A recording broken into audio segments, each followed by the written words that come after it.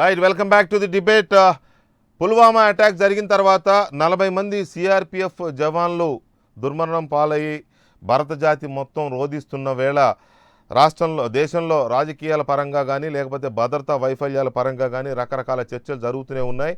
నిజానికి ఇది పాకిస్తాన్ ముష్కరమూకలు లేకపోతే పాకిస్తాన్ ప్రేరేపిత ఉగ్రవాదులు జరిపిన దాడి అని అందరికీ తెలుసు. అందులో ఎలాంటి శశబిషలకు కానీ లేకపోతే వివాదాలకు కానీ అవకాశం లేనే లేదు. కాకపోతే ఇక్కడ జరుగుతుంది ఏంటి అంటే భద్రతాపరమైన వైఫల్యం ఉంది, లేదు నిఘాపరమైన సమాచారం ముందే ఉన్నప్పటికీ ప్రభుత్వాలు కానీ భద్రతా బలగాలు కానీ దాన్ని నిర్లక్ష్యం చేశాయని సాక్షాత్తు జమ్మూ కాశ్మీర్ గవర్నరే ఒక స్టేట్మెంట్ ఇచ్చిన నేపథ్యంలో ఈ రాజకీయ దుమారం రేగుతోంది.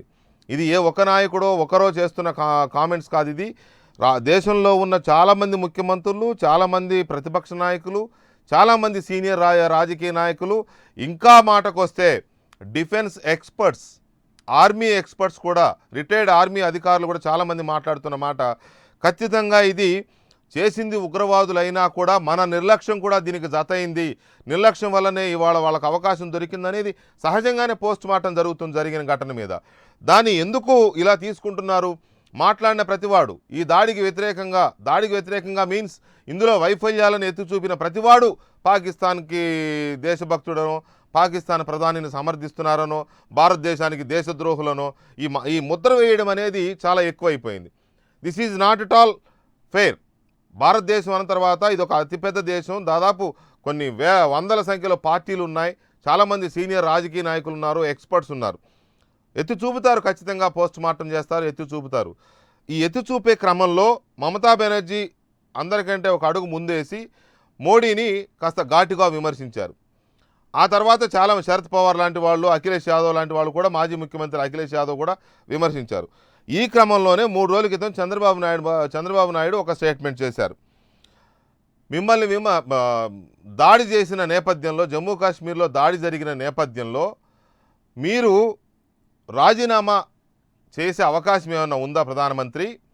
గతంలో మన్మోహన్ సింగ్ హయాంలో 2013లో ఇలాంటి దాడే జరిగినప్పుడు జమ్మూ కాశ్మీర్లో మీరప్పుడు గుజరాత్ ముఖ్యమంత్రిగా ఉన్నారు. అప్పుడు మీరు మన్మోహన్ని రాజీనామా చేయాలన్నారు. ఇది ప్రభుత్వ వైఫల్యమని ఖచ్చితంగా మీరు డిమాండ్ చేశారు ఆ రోజున అని గుర్తు చేస్తూ అదే డిమాండ్ చంద్రబాబు నాయుడు చేశారు.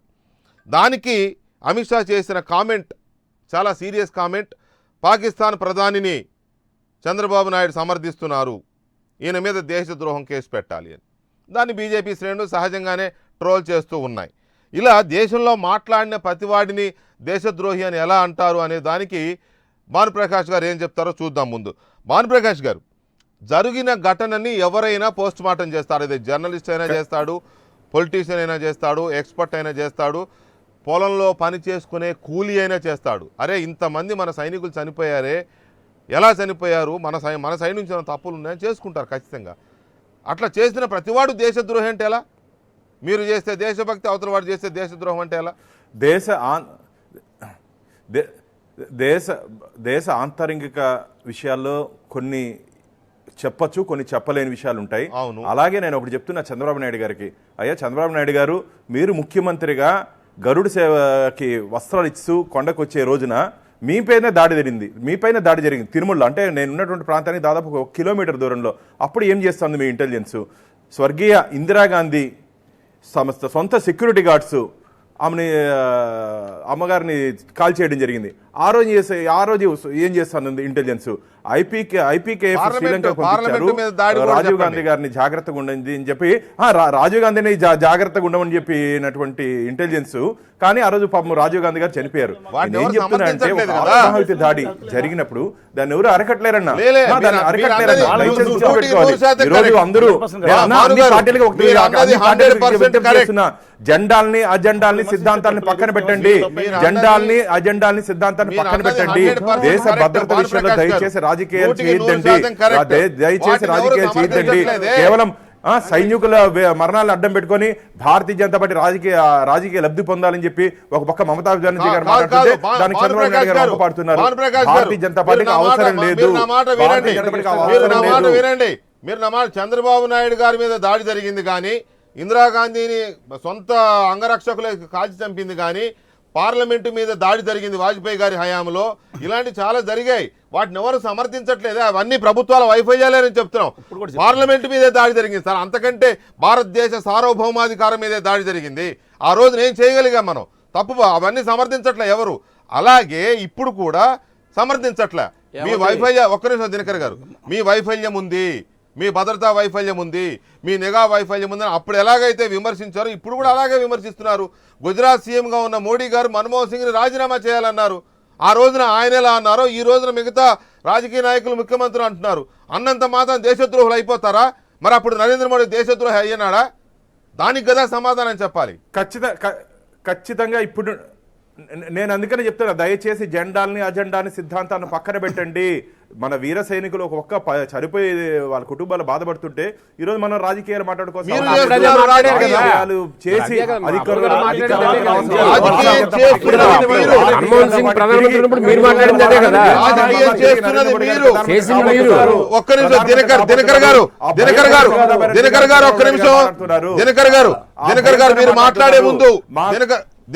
మీరు మాట్లాడే ముందు అసలు ఆ రోజు ఘటన జరిగిన నెక్స్ట్ డే చంద్రబాబు నాయుడు గారు ఏమన్నారో ఒకసారి ఆ వీడియో ఒకసారి చూడండి.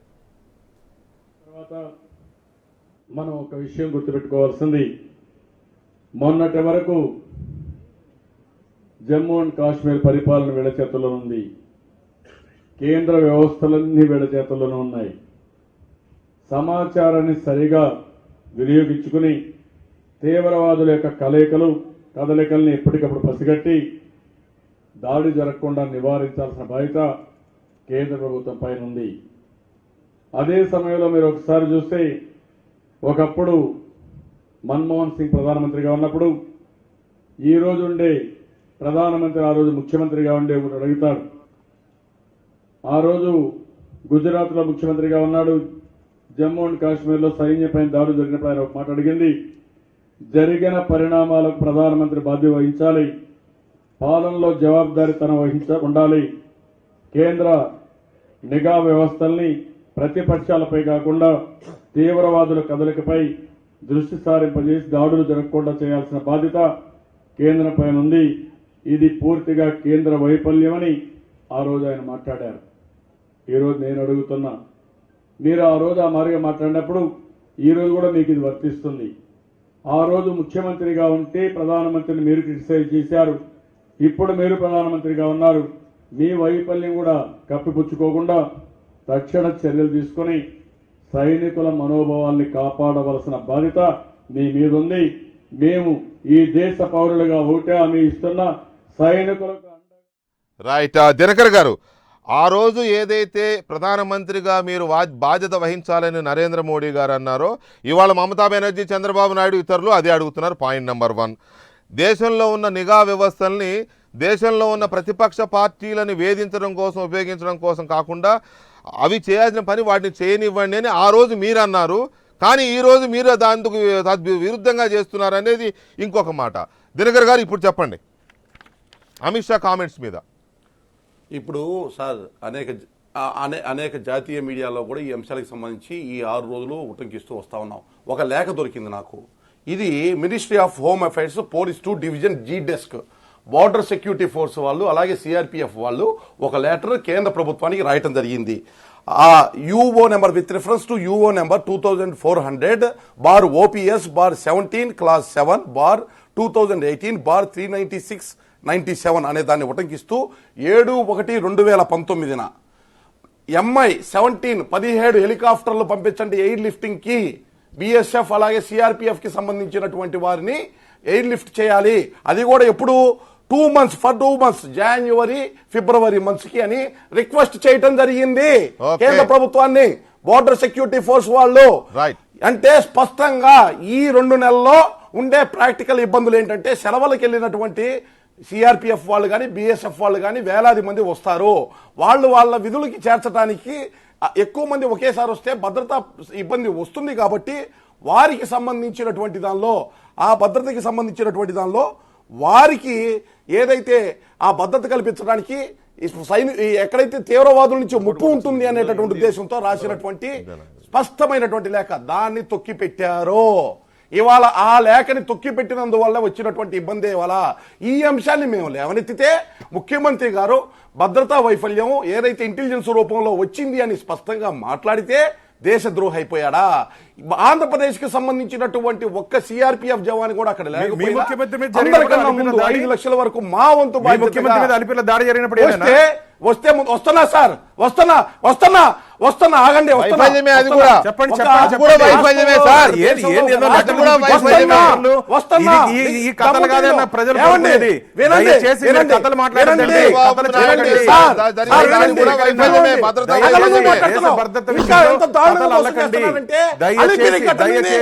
తీవ్రవాదుల ఘటనతో అలిపిరి ఘటన మీరు ఎందుకు ముందు రద్దు చేస్తున్నారు?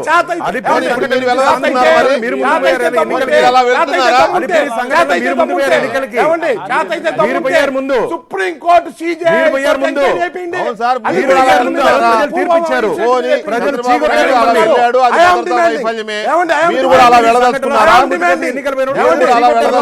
పౌరుడుగా వెంకటకృష్ణ గారు భారతీయ పౌరుడుగా నేను డిమాండ్ చేస్తున్నాను.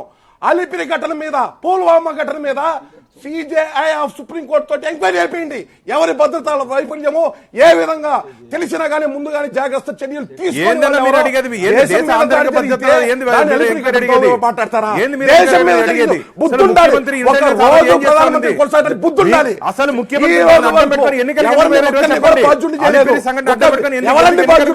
ఎవరు బాధ్యుడు? ఎవరు బాధ్యుడు? హోంమంత్రి,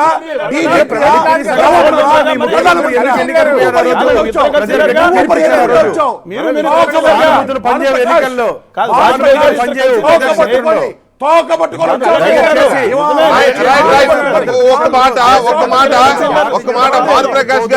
భానుప్రకాష్ గారు నిజంగానే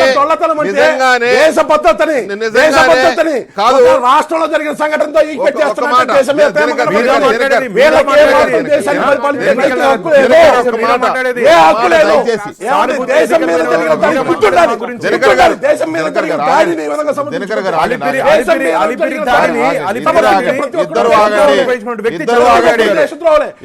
చంద్రబాబు నాయుడు గారిని ఇద్దరు ఆగండి. అమిత్ షా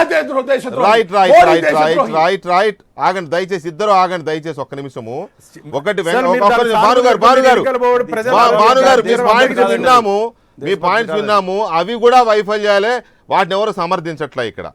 అలాగని చెప్పేసి ఇది కూడా అలాంటిదని ఒప్పుకోవడానికి సిద్ధంగా ఉన్నారంటే దానికి సమాధానం రావట్లా. Point number 1. ఒక్క నిమిషం భానుగారు లైన్ లో ఉండండి, ఒక్క నిమిషం. Dinakar please wait please. Venkatareddy గారు ఇక్కడ పాయింట్ ఏంటంటే గతాలకు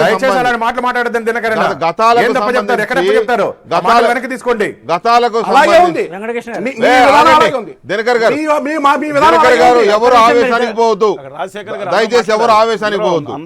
వెంకటరెడ్డి గారు 2004లో 2003 ఎండ్లో చంద్రబాబు నాయుడు గారి మీద దాడి జరిగినప్పుడు దాన్ని ఎవరు అలిపిరి దాడిని ఎవరు చంద్రబాబు నాయుడు అంతా చక్కగా ఉంటే జరిగిన దాంట్లో అది వైఫల్యమే ఒకటి. భానుప్రకాష్ రెడ్డి గారు ఆరోపించినట్టుగా ఆ సింపతి కోసం, ఆ సింపతితో ఎలక్షన్కి వెళ్ళాలని వెళ్ళారనే ఆరోపణ కూడా వాస్తవం లేకపోలేదు అందులో. అయితే అప్పుడు ఆ సింపతి ద్వారా తెలుగుదేశంతో పాటు మరిన్ని సీట్లు గెలుచుకోవాలని పొత్తు పెట్టుకుని వెళ్ళింది బీజేపీ కూడా. ఆ రోజు కూడా బీజేపీ అందులో ఉంది. ఒక్క మాట. రెండో పాయింట్, ఇప్పుడు చంద్రబాబు నాయుడు మీద దేశద్రోహం కేసు పెట్టాల్సిందేనా? ప్రశ్నించిన పాపానికి మమతా బెనర్జీ మీద కేసు పెట్టాలా? రాహుల్ గాంధీ మీద పెట్టాలా? వీళ్ళందరినీ దేశద్రోహుల కింద పాకిస్తాన్కి తరిమి కొట్టాలా? వెంకటరెడ్డి. వెంకటకృష్ణ గారు, ఇక్కడ చిన్న డిఫరెన్స్ వీళ్ళు అర్థం చేసుకోవాలి. బీజేపీ వాళ్ళు ప్రతిదాన్ని మోకాలికి బోడిగుండుకు లింకు పెట్టి మాట్లాడకూడదు. ఈరోజు అలిపిరి సంఘటన జరిగిన, ఇందిరాగాంధీ గారి మీద హత్య జరిగిన, లేకపోతే మొన్న జగన్మోహన్ రెడ్డి గారి మీద జరిగిన, లేకపోతే మొన్న అరకులో జరిగిన ఎమ్మెల్యేను నక్సలైట్లు చంపిన, ఇది దేశంలో జరిగేది. ఇది ఇలాంటి సంఘటనలు జరుగుతుంటాయి. ఇది ఇంటెలిజెన్స్ ఫెయిల్యూర్ వల్ల జరుగుతుంటే నో డౌట్. కానీ మనం ఇలాంటప్పుడు ఇంటెలిజెన్స్ ఫెయిల్యూర్ జరిగినదన్నా, లేకపోతే అవతల వాళ్ళే చేయించుకున్నారన్నా కూడా ఇది దేశద్రోహం కిందనో దేశభక్తి అనేది ఎప్పుడు మాటలు రావు. రెండో అంశం వచ్చేసరికి పాకిస్తాన్ వాళ్ళు కానీ లేదా పాకిస్తాన్ టెర్రరిస్టులు కానీ మన దేశం మీద చిన్న బాంబు వేసినా కూడా, వ్యక్తులు చనిపోకపోయినా కూడా అది మనం చాలా పెద్ద అంశం కింద మన తీసుకుంటాం. సార్వభౌమాధికారం ఎందుకంటే మీద అది మొత్తం దాడిగా దేశ- చూడాలి. మన సార్వభౌమాధికారం మీద మన Correct. దేశ భద్రతకు ముప్పు కింద పరిగణిస్తాం. Correct, correct. సో ఆ అంశానికి ఈ అంశానికి ముడిపెట్టొద్దు. ఎస్, రెండిటిలో ఇంటెలిజెన్స్ వైఫల్యం ఉంది. ఈ ఇంటెలిజెన్స్ వైఫల్యానికి దేశ భద్రతకో లేకపోతే సార్వభౌమాధికారానికో వాటిల్లేదు నష్టం. కానీ అక్కడ వేరు వెంకటకృష్ణ గారు. ముందు అది అర్థం చేసుకోండి. దయచేసి మీరు దీనికి లింక్ పెట్టొద్దు. రెండో అంశం వెంకటకృష్ణ గారు, ఇక్కడ మనం కోరేది ఏంటంటే ఇక్కడ కాంగ్రెస్ గవర్నమెంట్ ఉన్నా, బీజేపీ ఉన్నా, లేకపోతే ఇంకొక గవర్నమెంట్ ఉన్నా కూడా కేంద్రంలో మనం గతం నుంచి చూస్తే పాకిస్తాన్ వాళ్ళు కానీ పాకిస్తాన్ టెర్రరిస్టులు కానీ దాడులు జరుగుతున్నాయి. ఈ అంశంలో ఏదో బీజేపీ ఉంది కదని చెప్పి తొందరగా బ్లేమ్ చేద్దామని, కాంగ్రెస్ ఉంటే బ్లేమ్ చేయకూడదని నేను అనను. ఎందుకంటే పాకిస్తాన్ వాడి ఎయిమ్ మన దేశ సార్వభౌమత్వాన్ని దెబ్బతీయాలి, మన దేశ సమగ్రతను దెబ్బతీయాలనేది వాడి ఉద్దేశం. ఆ కోణంలో చూద్దాం. ఇక రెండో అంశం వచ్చేసరికి ఇక్కడ మనం బీజేపీని అనుమానించట్లేదు.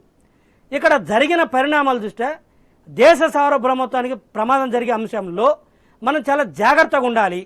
ఎందుకు అడుగుతున్నాం ఈ రోజు అంటే సంఘటనలు సిరీస్ ఆఫ్ ఇన్సిడెంట్స్ జరిగినాయి కాబట్టి వెంకటకృష్ణ గారు.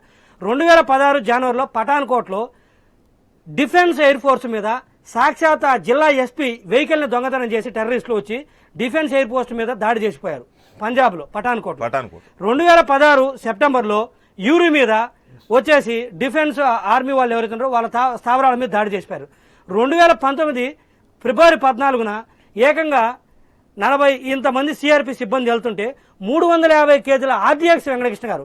ఎందుకంటే జమ్మూ అండ్ కాశ్మీర్లో 10 కిలోమీటర్లకు ఒకసారి నీకు చెక్ చేస్తుంటారు. ఒక టెంకాయ కొట్టాలన్నా కూడా భయపడిపోతున్నాడు. ఎందుకంటే సౌండ్ వస్తుంది బాంబు అనుకుంటున్నారు, టెంకాయ కొట్టనియరు.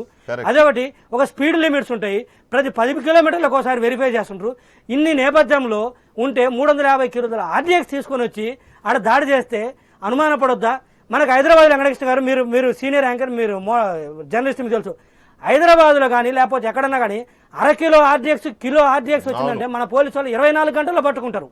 24 గంటల్లో పట్టుకుని అది పెద్ద సెన్సేషన్. ఆర్డీఎక్స్ దొరికిందని కిలోకే మనం ఇంత న్యూస్ కవరేజ్ చేస్తాం. 350 కేజీల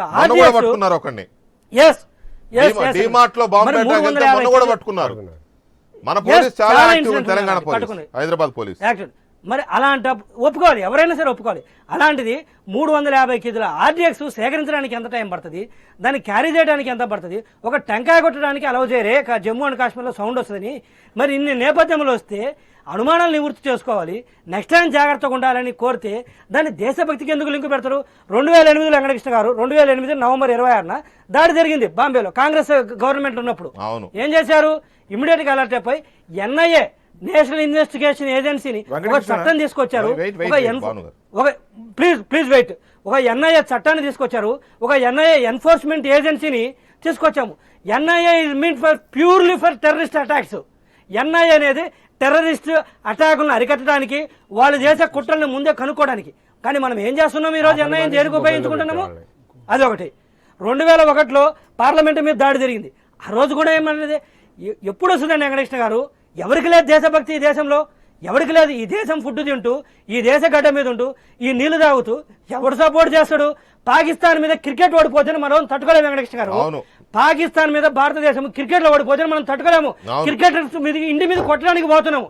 అంతకుముందు 20 గేమ్లు వరుస గెలిచి వచ్చిన, వరల్డ్ కప్ లు గెలిచి వచ్చినా కూడా ఒక పాకిస్తాన్ మీద ఇండియా ఓడిపోతే మనం తట్టుకోలేము. పోయి ఇండ్ల మీద పోయి దాడి చేస్తున్నాం క్రికెటర్స్ మీద. అంత ఉంది మన భారతీయుల్లో దేశభక్తి. రాజశేఖర రెడ్డి గారు, మమతా బెనర్జీ అయినా, చంద్రబాబు నాయుడు అయినా, రాహుల్ గాంధీ అయినా ఎలాంటి ఎవిడెన్స్ అడుగుతారు మీ రాహుల్ గాంధీ గారు? ఏమండి చెప్పండి. దేశభక్తి అని మాట్లాడుతున్నారే, ఆ రోజు వీర సర్జికల్ స్ట్రైక్ ఎలా అడుగుతారు ఎవిడెన్స్? మీరు అలాంటి పరిస్థితి తెచ్చుకున్నారు భానుప్రకాష్.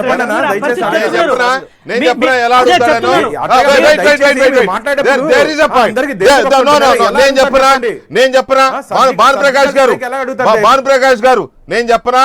రాహుల్ గాంధీ సర్జికల్ స్ట్రైక్ కి ఎవిడెన్స్ ఎలా అడుగుతాడని మీరు అన్నారు కదా, ఎలా అడుగుతాడో నేను చెప్పనా? ఎందుకు అడుగుతాడో చెప్పనా? నేను సర్జికల్ స్ట్రైక్ జరిగిన తర్వాత ఎలా జరిగింది, ఎప్పుడు జరిగింది, అర్ధరాత్రి వెళ్ళారు, బాగా చేశారని చెప్పుకున్న తర్వాత వీడియోలు ఎలా బయటకు వచ్చాయండి? రిపబ్లిక్ టీవీలో మాత్రమే గంటల తరబడి చూపించి ఎలా చూపించుకున్నారండి? ఎవరు తీసుకొచ్చారు? వాటిని షూట్ చేసింది ఎవరు? ఒక టీవీ ఛానల్కి ఎలా ఇచ్చారు? ఏ రాహుల్ గాంధీ అడగడం తప్పే ఉంది? ఈ మధ్య సర్జికల్ స్ట్రైక్ సంబంధించి సినిమా వచ్చింది ఊరి. That is wrong. రిపబ్లిక్ టీవీలో రిపబ్లిక్ సినిమా కాదు సర్జికల్ స్ట్రైక్ జరిగిన 3వ రోజు. వాస్తవాలు ఏం జరిగింది?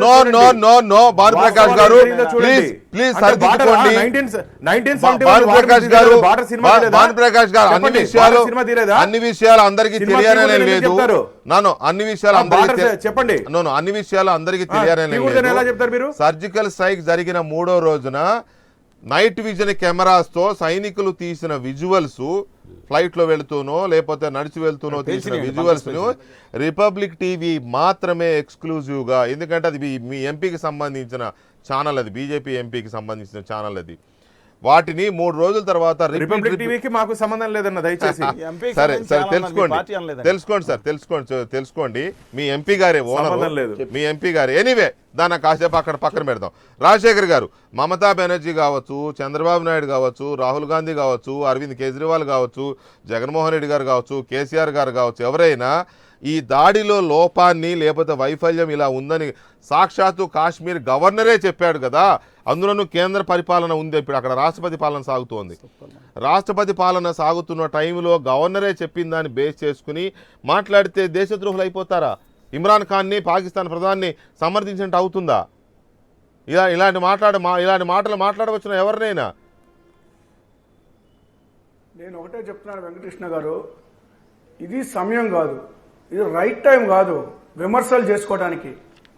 40 మంది సైనికుల మరణాన్ని రాజకీయంగా మాట్లాడటం అనేటువంటిది ఏ ఒక్కరికైనా మంచి పద్ధతి కాదు. అది దురదృష్టకరమైన విషయం. విమర్శలు చేసుకోవచ్చు, నేను కాదంటలేదు. అంతర్గతంగా మనం ఎన్ని విమర్శలైనా చేసుకోవచ్చు. ప్రపంచం మొత్తం కూడా ఈరోజు భారతదేశం వైపు చూస్తూ ఉంది. ఈ దాడిని అన్ని దేశాలు కూడా ఖండిస్తూ ఉన్నాయి. అలాంటి సమయంలో మనం ఒక విమర్శ చేసేటప్పుడు ఆలోచన చేయాలా, కొంత సమయం తీసుకోవాలా, కొన్ని వివరాలు సేకరించుకోవాలా.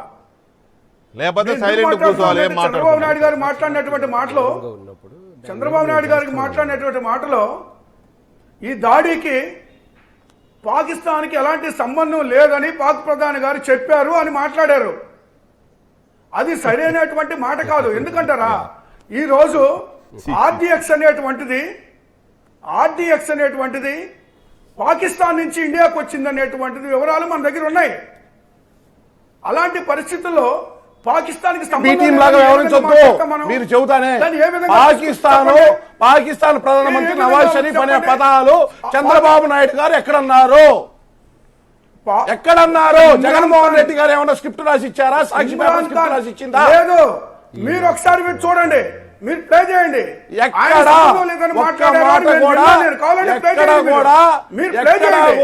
అటువంటి పదాలు లేవు.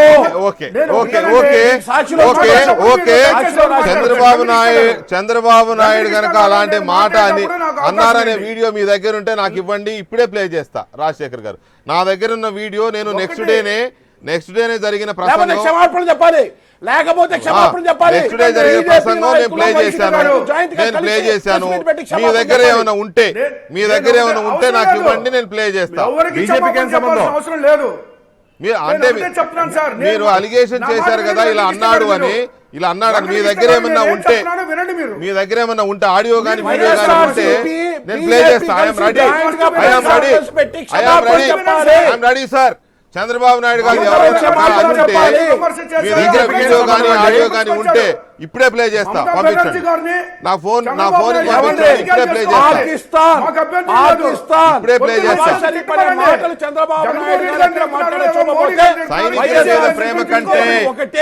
సైనికుల మీద ప్రేమ కంటే సైనికుల మీద ప్రేమ సైనికుల కుటుంబాల మీద జాలి కంటే పూర్తి వివరాలతో పాకిస్తాన్ కి పంపించడం జరిగింది. మన కాదండి, సైనికుల మీద ప్రేమ కంటే సైనికుల మీద చనిపోయిన సైనిక కుటుంబాల మీద సానుభూతి కంటే మనకు బీజేపీ మీద మోడీ గారి మీద ప్రేమ ఎక్కువగా కనపడుతూ ఉంది ఇట్లాంటి ఆర్గ్యుమెంట్ చూస్తా ఉంటే. వెంకటకృష్ణ గారు ఒక్క 30 సెకండ్లు సార్. వెంకటకృష్ణ గారు ఒక్క 30 సెకండ్లు సార్. చెప్పండి. చెప్పండి ఇంకో టాపిక్ ఎలా చెప్పండి పరంగా పెట్టాల్సిన అవసరం లేదు. చెప్పండి దినకర్ చెప్పండి. వెంకటకృష్ణ గారు ఎస్ వెంకటకృష్ణ గారు మా డిమాండ్ ఒకటేనండి, అలిపిరి ఘటన మీద మేమే చేపించుకున్నాం అనేటటువంటి ట్వీట్ చేసినటువంటి బీజేపీ వాళ్ళు పుల్వామా మీద అలిపిరి మీద సుప్రీంకోర్టు సిజేఐ తోటి ఎంక్వైరీ చేయించండి. చేతైతే దమ్ముంటే ఉత్తర భారతీయ జనతా ఇప్పటి పార్టీ వరకు అలిపిరి ఒకటి సంఘటనలో బాధ్యత రిపీట్ అవుతున్నాయి. లేదు. బాధ్యత లేదా? మీరు రిపీట్ చేస్తున్నారు, అవుతున్నారు. మేము ఎక్కడ చెప్పలేదు. ప్రధానమంత్రి బాధ్యత మీరు లేదా? చేస్తున్నారు, మేము ఎక్కడ చెప్పలేదు. ప్రధానమంత్రికి బాధ్యత లేదా? మీరు ఎక్కడైనా రిపీట్ అవుతున్నారు. అబద్ధాలు ఎందుకు చెప్తున్నారు? చూపిమంటారా ట్వీట్? మీరు ప్రోత్సహిస్తున్నారు. మీరు దాని సానుభూతి తీసుకొని ఎన్నికలు పోయారని చెప్తున్నాం. దాని సానుభూతిగా ఎన్నికలు పోయారని చెప్తున్నాం. చూపిమంటారా? పెద్ద నాయకులు ఇంకా. బీజేపీ పార్టీ ట్వీట్ చూపిమంటారా? ఇప్పుడే చూపిస్తాను. ఎవరు పెట్టారో మీ చెప్పండి. BJP పార్టీ ట్వీట్ చూపిస్తాను. ఎవరు పెట్టారో చెప్పండి. మేము ఆ మాట ఎక్కడ అనలేదు. ఎవరు మేము ఆ పెట్టారో మాట ఎక్కడ చెప్పండి అనలేదు. సార్. దినకర్ గారు ఎవరు పెట్టారో ట్వీట్ మేము చెప్పండి. ఆ మాట ఎక్కడ అనలేదు. దినకర్ గారు ఆ ట్వీట్ ఎవరు పెట్టారో వాళ్ళ చెప్పండి. బీజేపీ పార్టీ ట్విట్టర్ లో బీజేపీ పార్టీ ట్విట్టర్ లో దాన్ని పట్టుకొని నన్ను ఒక ఎవరు ఎక్కడ మేము పెట్టలేదు. చూడకుండా మేము పెట్టారు. ఎక్కడ సరే, పెట్టలేదు. అందువల్ల ఇష్యూని ఇష్యూగా చూడకుండా దేశభక్తి ఎవరి పేటెంట్ కాదండి. దేశభక్తి ఎవరో అనేది- దారిని పోయి దానయ్య పెడితే ఎట్లన్నా? కాదండి మీ- కాదండి అఫీషియల్ అన్నారు కదా. భానుప్రకాష్ గారు మీ ఒక్క మాట. పార్టీని దారిని పోయి దానయ్య ట్వీట్లు నడుపుతున్నాడంటే ఓకే. సరే ఓకే లీవ్ ఇట్ దేర్. మీరు చెప్తున్నారు అన్నమాట. సరే okay leave it Bharatiya Janata party మేము లేదని ఖండిస్తున్నాం. బానన్నా ఓకే లీవ్ ఇట్ దేర్. ఇక్కడ దేశభక్తి అనే దానికి ఎవరికి పేటెంట్ ఉండదు. ఈ దేశంలో తుపాకులు పట్టుకొని ఉద్యమాలు చేస్తున్న తీవ్రవాదులు కూడా దేశభక్తులే. వాళ్ళు వామపక్ష తీవ్రవాదంతో దేశంలో ప్రజల సమస్యల కోసం పోరాడుతున్నారు. కాకపోతే ఏంటంటే చట్టానికి రాజ్యాంగానికి వ్యతిరేకంగా పోరాడుతున్నారు కాబట్టి వాళ్ళని మనం చట్టం వెంటాడుతుంది. వాళ్ళు దేశభక్తులు కాదని కాదు, వాళ్ళు దేశభక్తులే. దేశభక్తులు కానిది ఎవరు అని అంటే ఆ పాకిస్తాన్ ముష్కర్లు లేదా ఉగ్రవాదులు. వెంకటకృష్ణ గారు ట్వీట్ ఇదిగోండి. చెప్పండి. వెంకటకృష్ణ గారు ఎవరు పెట్టారు చెప్పండి. ఇదిగోండి ట్వీట్ ఇదిగోండి. ఎవరు పెట్టారు? చెప్తానండి. BJP tweet, BJP party official ఇదిగోండి @BJP. ఓకే ఓకే ఇది హిందుస్థాన్ టైమ్స్ లో వాళ్ళు వేసింది Okay. ఆ ట్విట్టర్ ని. NCBR, your greed for power has taken you to the new law. Shameless, you can get to do your dirty politics on national security. How dare you make dirty comments on martyrdom of 49 brave soldiers? Going by your version, have you orchestrated attack on yourself in Alipiri? ఆ భాష ఎక్కడ In చూసినట్టు, Alipiri. ఆ language ఎక్కడ BJP చూసినట్టుంది. official tweet. అదే sir ఆ language ఎక్కడో చూసినట్టుంది. BJP official tweet. ఆ లాంగ్వేజ్ ఎక్కడో చూసినట్టుంది. ఇప్పుడే పంపిస్తాను మీకు కూడా వాట్సాప్ లో. మీదే మీ అఫీషియల్ సైట్. సరే ఎనీవే ఓకే వదిలేయండి. మాకు కూడా పంపించండి. మాది కాదు అది. మళ్ళీ రిపీట్ అవుతుందని వీళ్ళే అన్నారు కదా. అదే కదా వీడియో వేయండి. రైట్. ఇక తెలుగులో అన్నారు. ఇంకొక విషయానికి వస్తే చాలా క్లియర్ గా